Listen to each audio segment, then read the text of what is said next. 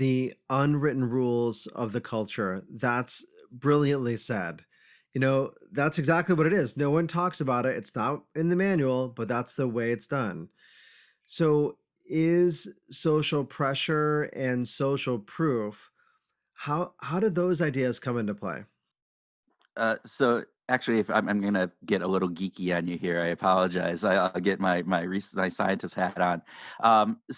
In sociology, they talk about social norms, and there's two different types. Actually, there's more than that, but two main types of social norms. There's normative norms, which are the things that as a society that we think we ought to be doing, or that people, this is the element of you should not smoke, right? That's a maybe it could be that's a norm that maybe your culture or whatever has.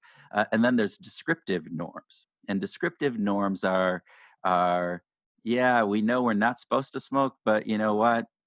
I believe that most people, or there's a lot of people that do smoke, right? And so, um, what we see is that from a behavior change perspective, descriptive norms actually are more impactful on people's behavior than normative norms. So those things that you should be doing are great and they do help, but it is the descriptive norms that are actually driving kind of this aspect. So social proof is this aspect of saying, um, what are most people doing? And when we see within a company, all right, so, and I'll use an example of, wow, most people are cheating a little bit on their expense reports, right?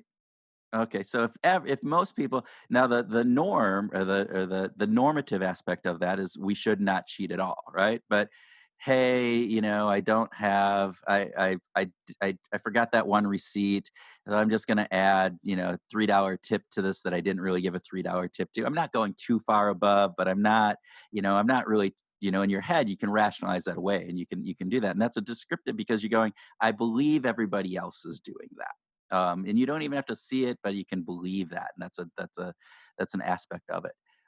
And so those are the things that are driving a lot of the behaviors within an organization. And so when you think about those types of norms, that's what can be influence corporate culture, corporate ways of responding, all those types of things.